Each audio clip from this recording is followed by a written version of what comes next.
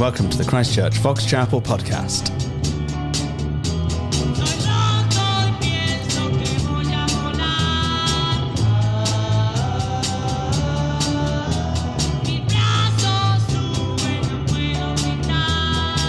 It's the fastest growing conservative, evangelical, charismatic, Jeremaic podcast.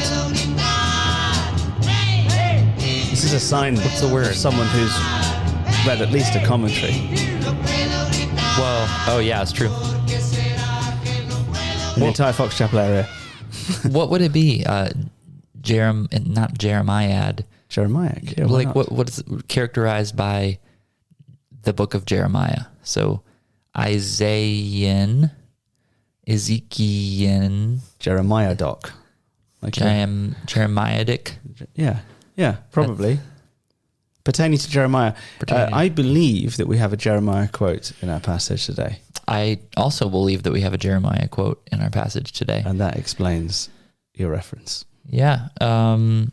It's a big chunk of text. We're in Hebrews 8, and there's this book has more Old Testament than any other book I've come across, at least directly. Except for the Old Testament. But it's, which is way more. It has way more Old Testament than this one. Touche. But apart from that. Touche. Actually, I mean, much as we're goofing around with the idea, that's kind of what the passage says. The passage today explains what Hebrews is, I think, and gives us an extensive description of how it works. We've put it this way, that this is a book that takes numerous Old Testament situations, characters, and themes and uses them to show how Jesus is like those things, only bigger. Yeah. And then a couple of weeks ago, you had that image in your sermon of the guys in the cave who were chained up, and there was light cast, and they could see shadows on the wall. Do you remember? And Plato's allegory of the cave. Yeah, you had that. Oh, I thought it was you. No, I didn't make that up. That's one of the... You didn't think that was me, really? I did, yeah. I thought it was brilliant. I thought it was like worthy of the ancient philosophers, was what I was thinking at the time. Yeah, it's like that metaphor is so good that could almost be like one of the pinnacle founding metaphors of all of Western civilization. That's what I was thinking. Yeah, yeah, I know. I'm that clever. I didn't make it up. It's from Plato. And was that Jason Plato, the touring car driver from the early 1990s? No, it's from Play-Doh, like Playdough.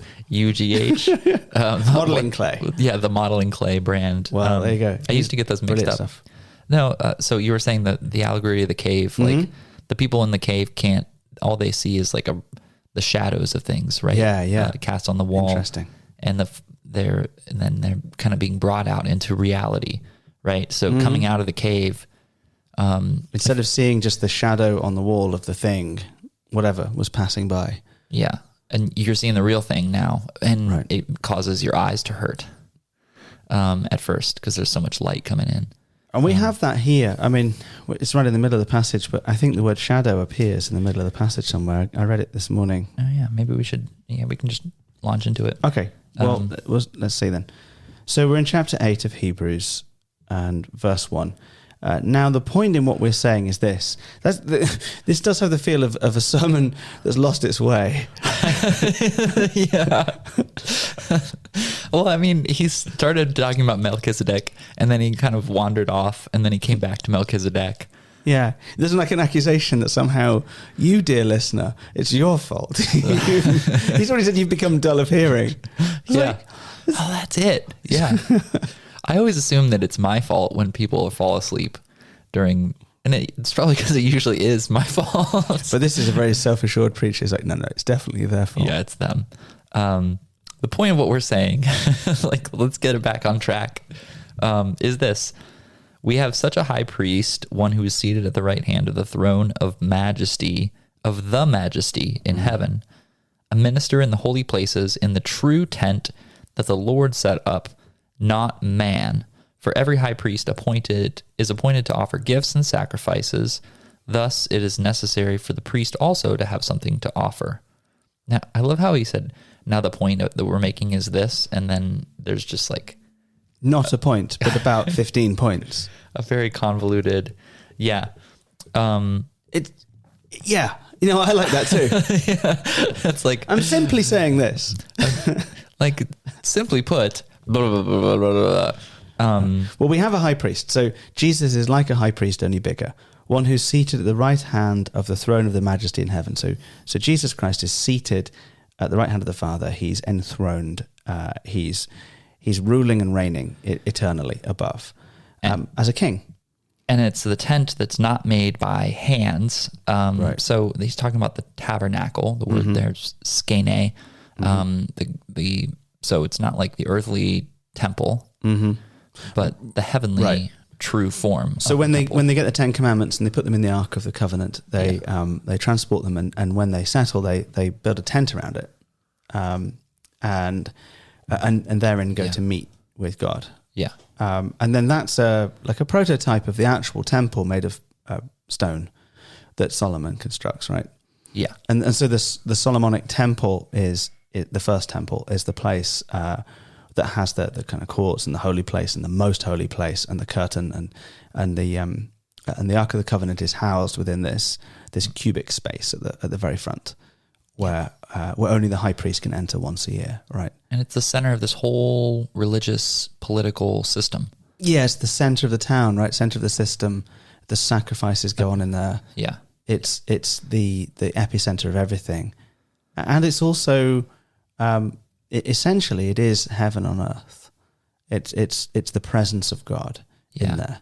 Because it has like the instructions for making the tabernacle are like all these. You get a lot of examples of like tropical imagery. It's Eden. Yeah, They're trying to make it look like Eden. A bell and a pomegranate. Yeah, that's right. Yeah. So it's a beautiful place, and then also it gets smacked down. I guess during exile when they go into Babylon, and then rebuilt under Zerubbabel, and when they return from exile, there's a second temple built, and it's not as good.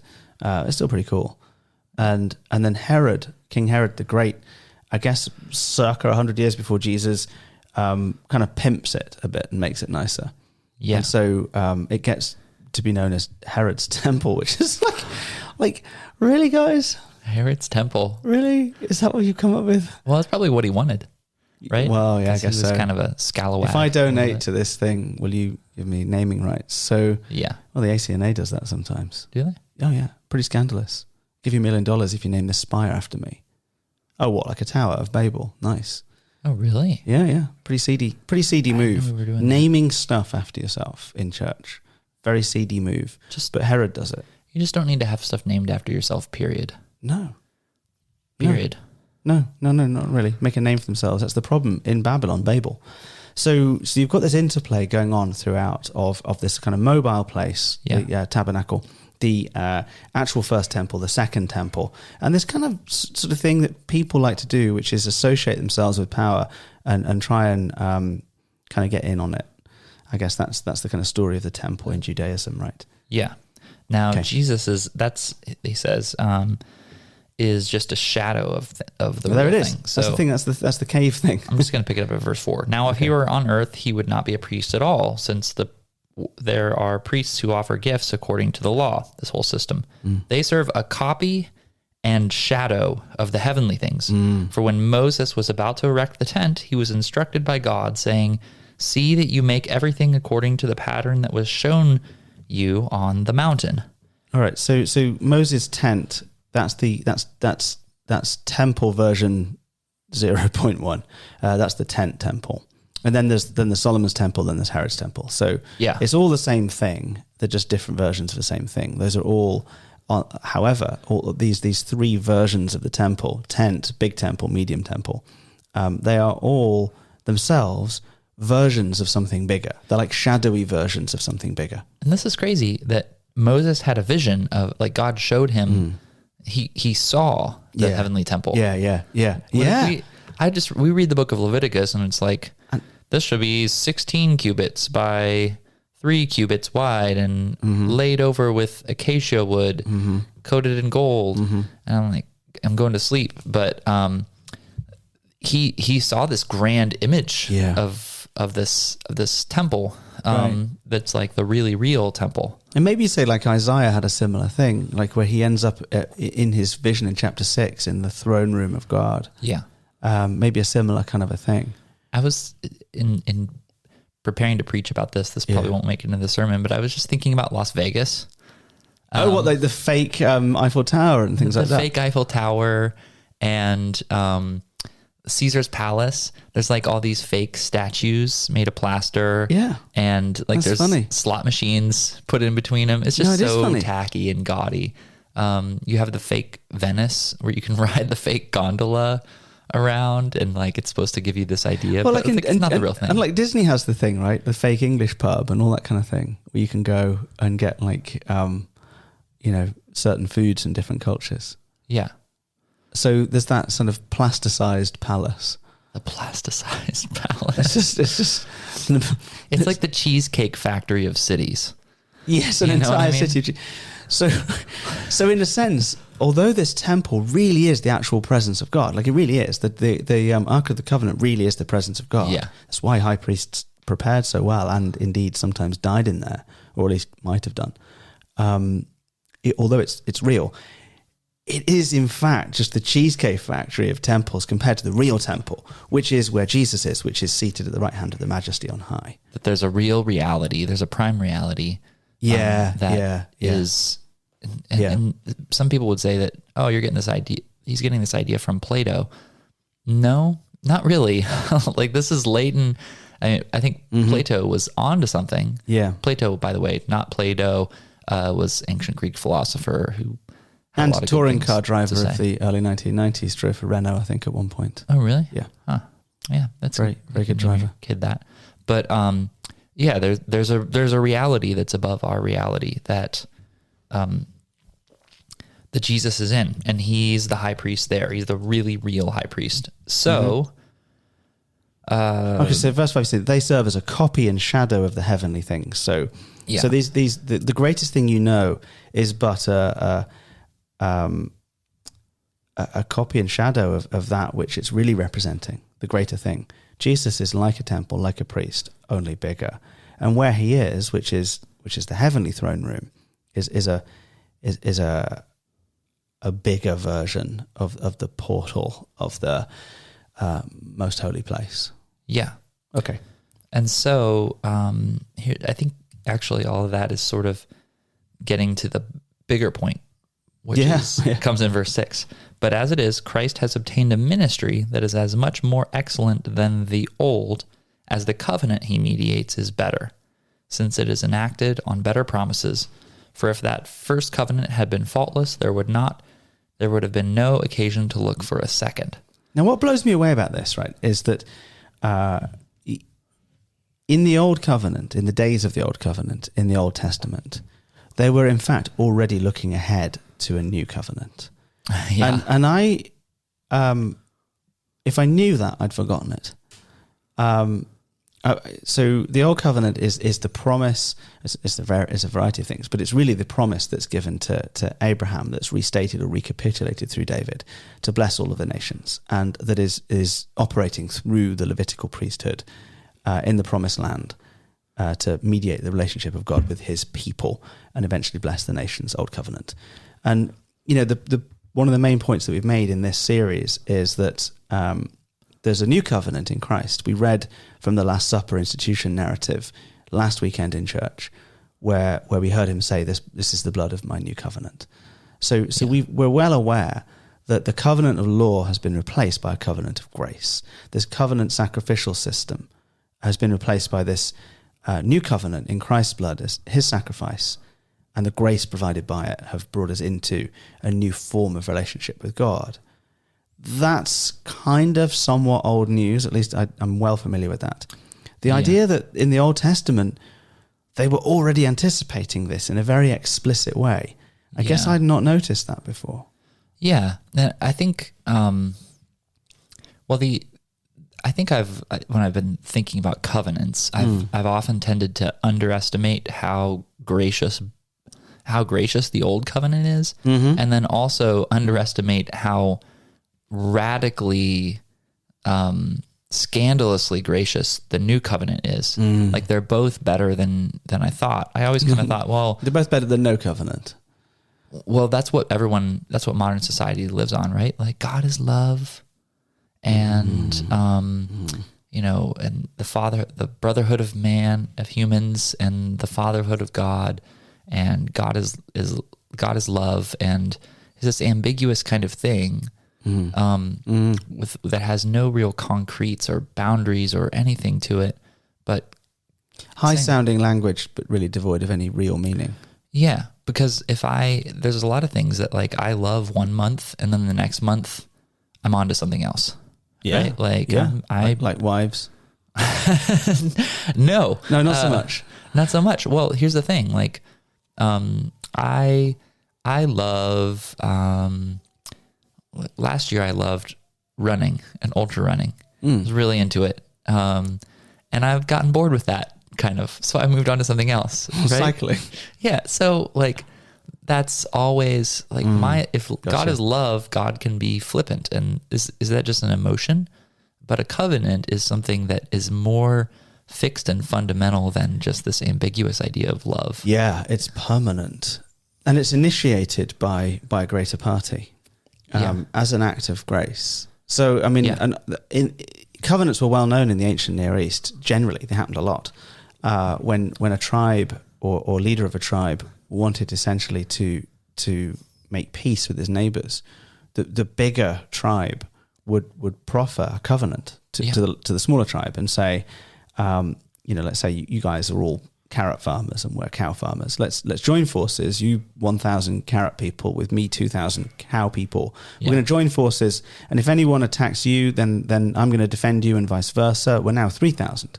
We're on each other's team. And there's promises, there's obligations. Yeah, they would sacrifice expensive animals, butcher them in half, form an elaborate corridor of carcasses on the floor, and walk the head of each tribe and symbolically approach the other. I guess that's what they had before they invented that DocuSign software. Before DocuSign. Yeah, that's why their stock is doing so well right now, I guess. Yeah, because we don't have to slaughter. We no longer have to. We don't have to slaughter a heifer and then slice our own hands and rub ash into the wound. You don't even need to sign your name. Just click here. You no longer need to circumcise your flesh. Yeah. So DocuSision. Maybe we should launch a new app. DocuSision. Where you can enter into an old covenant form of relationship electronically. There's some things that There's a gap in the market. There's some things that I just don't want my phone going near. Mine won't even allow that. Yeah, that's good. It's so locked down. It wouldn't even allow sermons from St. Aldate's Church. My phone's so locked down. Oh, really? It considers the content to be too adult for me. Oh, that's understandable, I guess. So they probably won't let you get this podcast. That's why it's been going wrong. Yeah, that would make sense. No, covenant. So the covenant was commonplace, right, in the ancient Near East as a means of forming relationship. We have covenants today. If you buy a house, it may have a restrictive covenant that says you can't put a trailer in your front yard, or the water company is allowed to put a pipe under your ground. But that's a contract. Right, but it comes with a covenant. It's called a covenant. It comes with some kind of overarching obligation that will stick with you and stick with the land. Okay. So they still exist. Like your HOA might say you have to mow your lawn every 3 weeks or whatever. That's going to be a covenant. So they're lengthy, important, lasting, powerful obligations. I mean, I just think of marriage as the glaring example. It's a really good one. That's just why why I made the Jenna joke. Oh yeah, because don't replace your wife. Yeah. No, exactly. Like my being is bound up with her good, and there's a proposal that initiates it. Yeah, exactly. And then we took vows, mutual obligations. But what's amazing, so it's not, I guess because I've been a Christian a while, I'm very used to the idea that what Jesus does is recapitulates the old stuff and makes it better and fulfills the old stuff or abrogates the old stuff. I'm good with all of that. Yeah. What's remarkable to me is that a system that was so elaborate, so centralized, so beautiful, was actually something that they themselves looked ahead to disappearing. Yeah. They were looking ahead already. At least they ought to have been if they understood themselves. They were looking ahead to a day when a new and better covenant would come. So here's a new facet of this book of Hebrews. Not only is Christ the bigger, better version of all those things they knew before, but they, as they were going through those things, were looking ahead to the bigger, better version already. Well, I think they were in it, and they were realizing that despite the graciousness of God that brought them through the Red Sea, despite this sacrificial system and all of these laws, that it wasn't working. It wasn't enough to deal with sin. So it left them with the habit of constantly having to reset the clock. They were constantly messing up, and the frustration of constantly sinning and constantly wandering. I think you become neurotic if you're just if you're always striving for something and never meeting it. Right. Or Eventually if you don't that become shapes you. neurotic, you become numb and you just settle for something that is approximating holy. You kind of have both of those going on in Jesus' day, right? With the Pharisees Who are neurotic. are neurotic, and the Sadducees are kind of numb, and they're just content to sort of live within the system, but keep their... We've got our rules and we're going to stick to them and they're about right. Yeah. Versus I'm not good enough and I'm never good enough, and the constant striving. Yeah. And neuroticism and numbness are culturally prevalent things today in our new age culture. A time of incredible anxiety, and at the same time, general apathy about, I think paralysis might be the state of postmodern humanity. Too much choice, too much stuff, too much time, too much information. Yeah, too much information, just drowning in information. Just go into an American grocery store and try and choose a cereal. There's just so much. Mm-hmm. Yeah, unless you're at Aldi, but even that has a lot of options. Yeah. No, that's right. I mean, I think Trader Joe's were actually saying this, that one of their aims was to try and have fewer choices because you don't need them all. Yeah. But their cereal tastes like dust. Yeah, it's terrible. So, also, like, the first covenant was terrible and unable to... Verse 7. Like that transition. So if that first covenant had been faultless, there would have been no occasion to look for a second. This is the author of Hebrews saying they were dissatisfied with this amazing thing. Yeah, and then he quotes Jeremiah. So that's his evidence for the proposition, right? His evidence for his comment, basically, is this extended quote. And I haven't read it. I haven't followed the links like to read Jeremiah. I had a quick glance at the hyperlink and saw that the first verse or two really is like verbatim Jeremiah. Is the whole thing actually an accurate quote of one block of text, or is it one of those? I don't know yet. Yeah, it's a good question. All right. I haven't done that yet at this point in the week either. Well, tell us a thing and I'll look at a thing. Listeners, we'll figure that out by the time I preach on this. Okay. Yeah, but it's from Jeremiah 36, I think. Can you tell me for sure? It's from Jeremiah 31. 31. Verses 31 to 34. Yeah. Behold, the days are coming, declares the Lord. Well, as you read this from Hebrews, I'm reading it from Jeremiah. Oh, so cool. I'll let you know. We're taking care of it right now. And note, the author of Hebrews isn't saying like Jeremiah saw this. He's saying the Lord says this. This is what God says. Right. Behold, the days are coming, declares the Lord, when I will establish a new covenant with the house of Israel and with the house of Judah. This was after the split had already happened. And so the Lord is saying, I'm going to make this new covenant that's all encompassing to both the north and the south. You're saying that there was a time in Jewish history where the tribes split and Judah ends up essentially on its own down south, confusingly sometimes called Israel. Yes. And Israel, which is the other tribes in the north, confusingly also sometimes called Israel, has gone its own way. Yeah. The nation has been fragmented into north and south under the old covenant. Right. Okay. But now Under the new covenant, it will be reunified. And this new covenant will be, verse 9, not like the covenant that I made with their fathers on the day when I took them by the hand and to bring them out of the land of Egypt. Why not? For they did not continue in my covenant, and so I showed no concern for them, declares the Lord. So the problem with... It's almost verbatim. Oh, cool. All right. That probably won't be a big point in the sermon then. Oh, okay. If it's no, I mean, like if I probably won't go spend too much time like parsing out the differences. It's almost verbatim. That's interesting.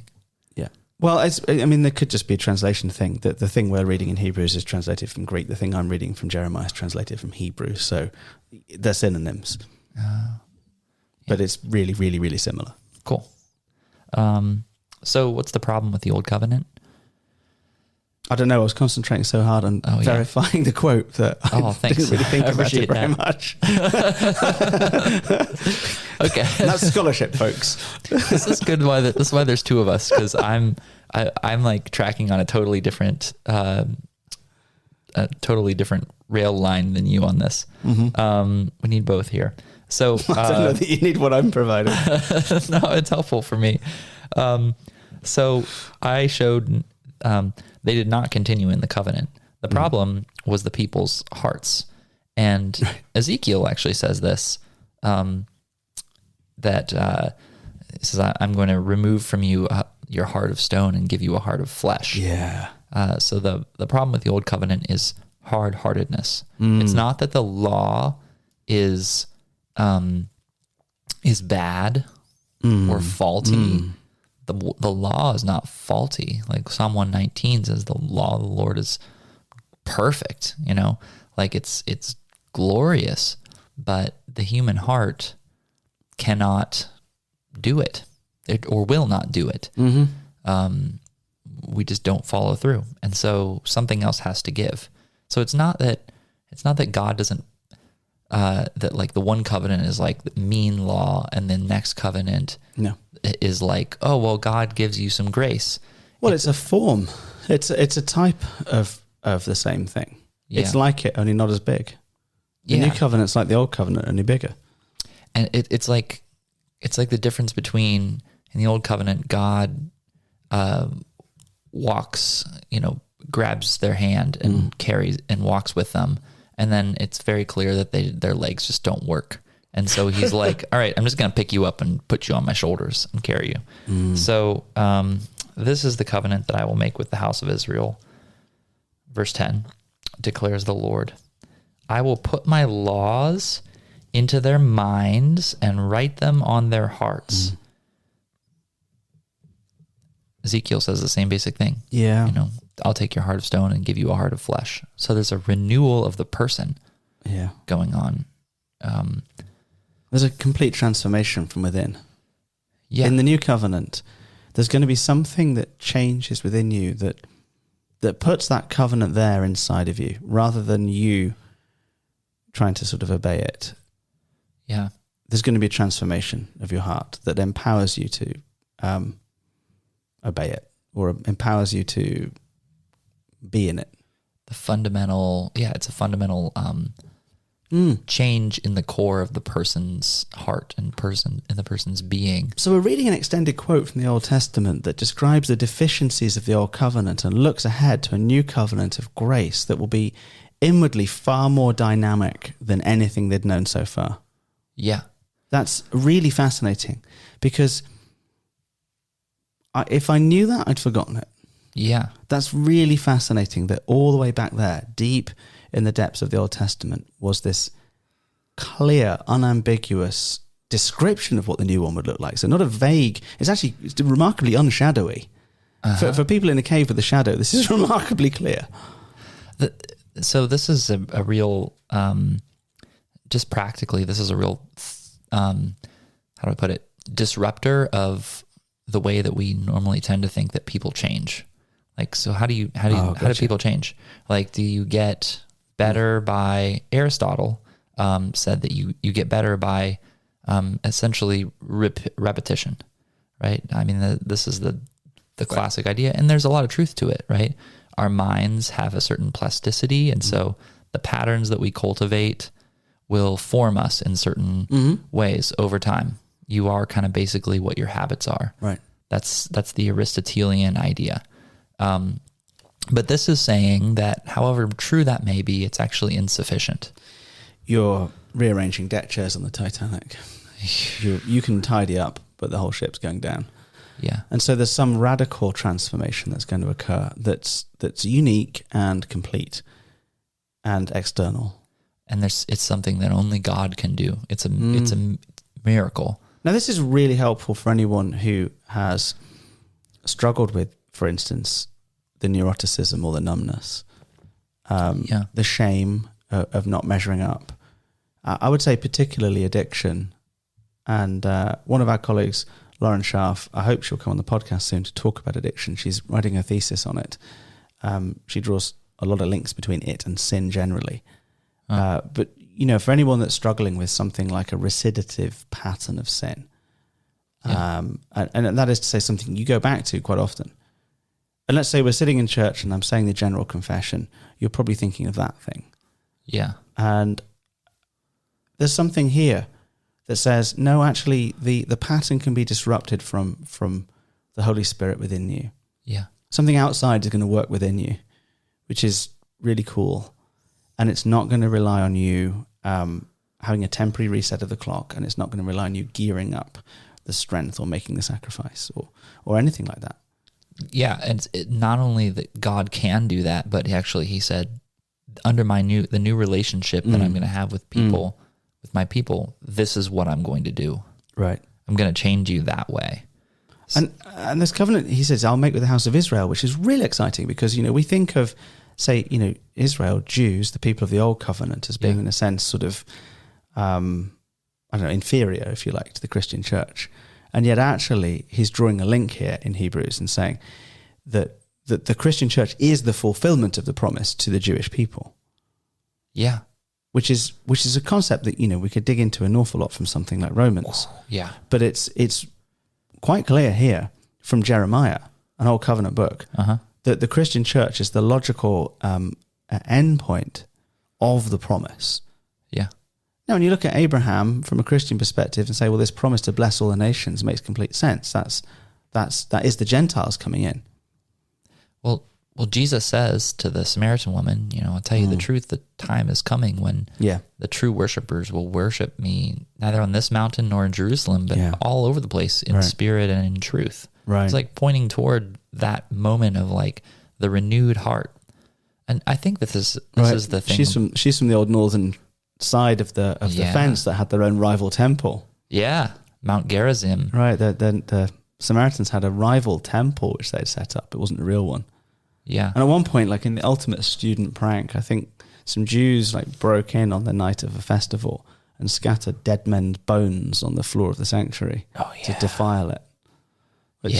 Which is pretty epic. We never did that at college. No, I didn't do anything quite that bad. No, it makes our stealing of street signs look pretty lame. I filled a kid's all of his possessions with acorns once, but did you? Yeah. Oh, that's good work. We used to hide a cooked sausage in each other's pockets. It's like you'd be walking around town thinking you're looking pretty good, and then put your hand in your pocket and find a sausage. That was quite a common one. Yeah, that's pretty terrible. But this is another scale. Yeah, dead bones all over the temple. Spare a thought for the people that supplied the bones. This is desecration. but so Jesus, but the big question, I guess, like in those days, was like, well, whose temple is best? Is it the Samaritan temple or the Jewish temple? And Jesus is like, oh no, there's a bigger, better temple. No, you don't get it. Jeremiah's prophecy, Ezekiel's prophecy, they're all coming true. Yeah. There's something, God is going to set up a new way that is, in which he does the heavy lifting. I mean, I just think this is staggering. It is. Everything here it's so intimate with God, and it's so like God provides everything in it. So I'm just going to keep reading it. I'll put my laws in their minds and write them on their hearts, and I will be their God, and they shall be my people. And they shall not teach each one his neighbor and each one his brother, saying, know the Lord, for they shall all know me, from the least of them to the greatest. For I will be merciful toward their iniquities, and I will remember their sins no more. Wow.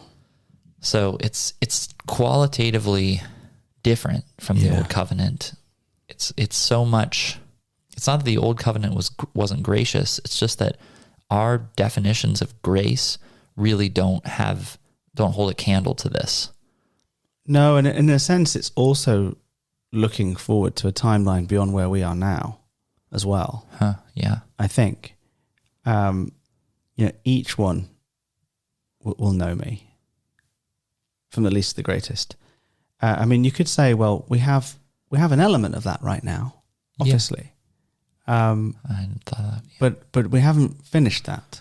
No. And so the new covenant is not, is sort of, it's not complete. It's been initiated, but it's not been completed. That's a really good point. Yeah. Because there is something that I read this and I'm like, man, I don't know if this is all like, right. It's not all wrapped up like this yet. Right. And so it would be legitimate, wouldn't it, for someone to say, well, this is lovely. But, what about, this bad thing that just happened? Yeah. And whether it's a little thing, I say little thing, there was a horrible car crash in Fox Chapel this weekend. Yeah. One person died. That's terrible. Or there's Gaza, and Ukraine.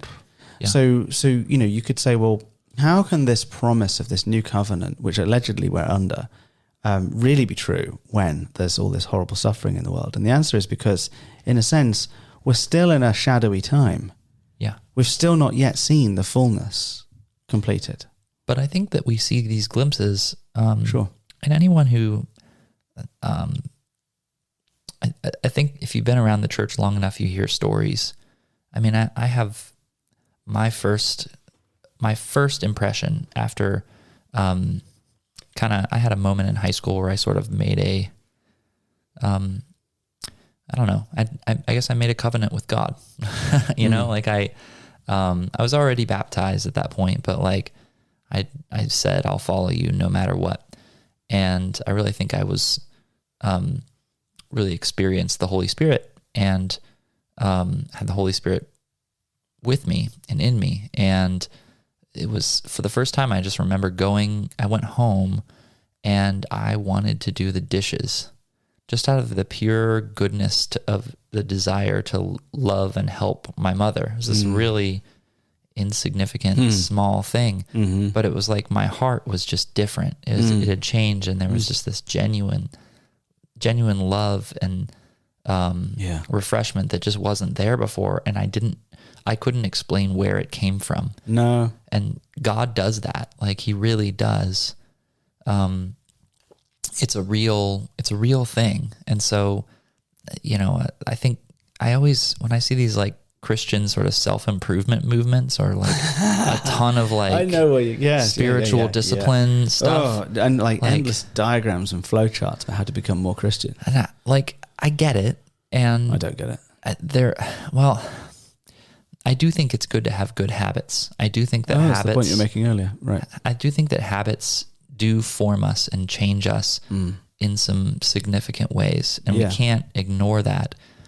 But as followers, as people who belong to the new covenant, which is what a Christian is, there's something fundamentally other that is at the root of all personality change and our understanding of what it means to how we become saved. It's not by the force of our habit or our discipline. No amount of broccoli is going to get you into heaven. Yeah. Just sort of eating your greens and being good. Yeah. It's not going to work. But that's the message that the church basically just puts out. That's how we, be a good boy. Okay. And so maybe to put it in the context of this discussion, you could say it like this. I'm thinking out loud.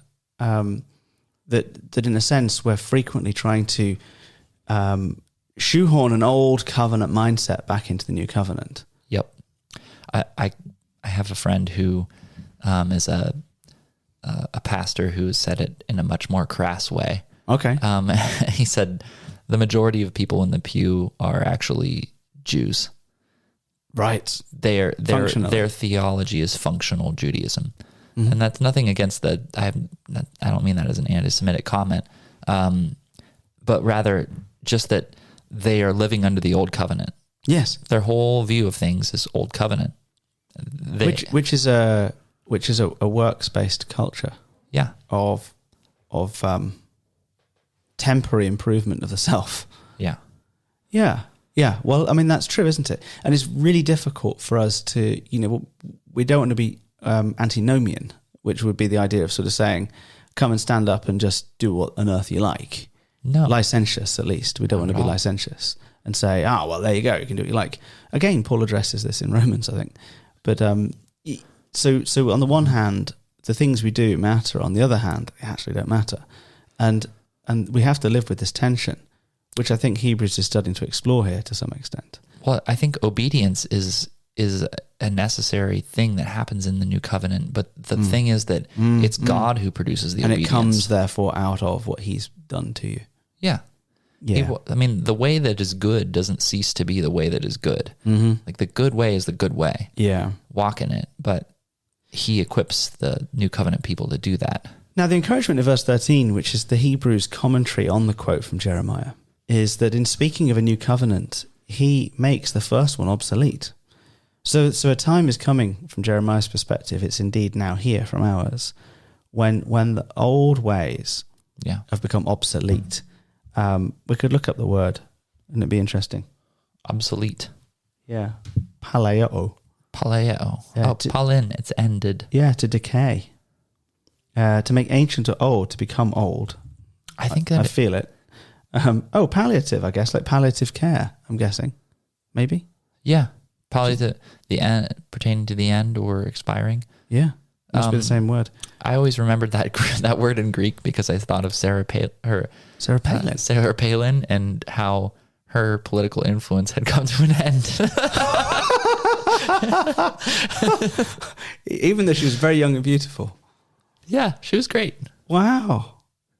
Oh, that's really great. That's helpful. Isn't it funny how have these little links in your head to get the word down? That's how it goes. Things worn out by time and use, to declare a thing to be old and so about to be abrogated. Now, there you go. That's actually a fully word. To wax, like a moon. There you go. To wax. So that's intriguing. So this old covenant has waned. It's gone. It's gone away.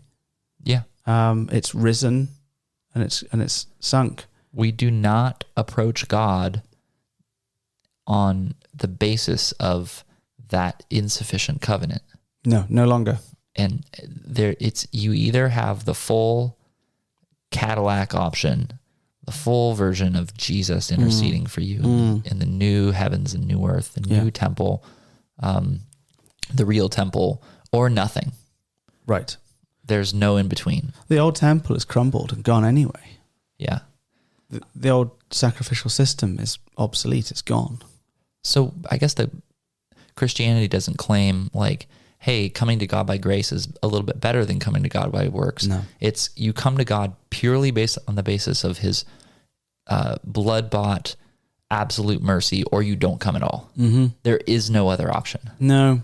And yet we have this, and like you say, this sort of functional old covenant mindset that comes in. I mean, a long time ago now, someone said to me, Alex, I now believe in grace. I was like, this is wonderful. Someone who'd really lived under the burden of the law. Yeah. And then she said, and I just hope I've done enough to get the grace. And I'm like, oh, okay. So close. So that's like a hybrid. I see here what you're doing. It's not grace. It's not grace then. Grace isn't initiated by your works. Yeah. Otherwise it would not be grace. Mm-hmm. And so in speaking of a new covenant, he makes the first one obsolete. The plan was always to make the old covenant obsolete. The purpose of the old covenant was always to point to the new one. So although it was good and it had its time and it had its use and it worked, it always had an end point. Yeah. It was a bit like a modern washing machine. It's designed to last for 7 years. Like Gene Pasquarello's fridge, that's from the 1950s. It's still going. My fridge, I'm on my third one. I've only lived in America 10 years. Wow. So, there's a planned obsolescence in the old covenant. Yeah. And that's really, really important to know. And therefore, when we bring in the old covenant mindset, We're bringing in something decayed that's sunk already, that's dead, that's gone and doesn't belong. And so he concludes with these words. Yes. And what is becoming obsolete and growing old is ready to vanish away. Which, to be quite honest, is just a dictionary definition of the word obsolete. Yeah. But, I mean, it's so powerful to write this to this group of people who are falling back into Judaism, like into Pharisaic Judaism. They're going the wrong way.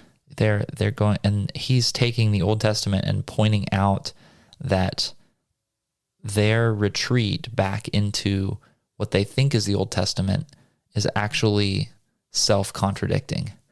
The Old Testament itself says, this isn't going to last. There's a better thing. Yes, and that's a new argument. That is a new argument. So when he says, the point that we're saying is this. He actually is making a really new point. It's a new angle. Hebrews is like this. I keep thinking that he's just saying the same thing over and over and over again, but actually it's like layering on new levels of meaning. And even they knew it would end, and even they looked forward to it ending. Yeah. And now it has.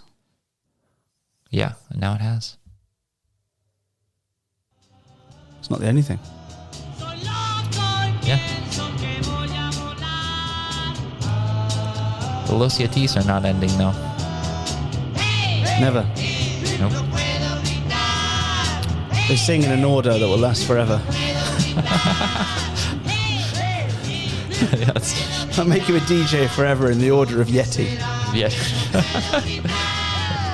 Of Yeti. It's been real, y'all. It's been a podcast of Christchurch Fox Chapel. We're very glad that you joined us. Thanks for listening. And thanks for stopping by. Stay classy. We'll see you very soon. Stay classy. We'll see you very soon. Stay classy.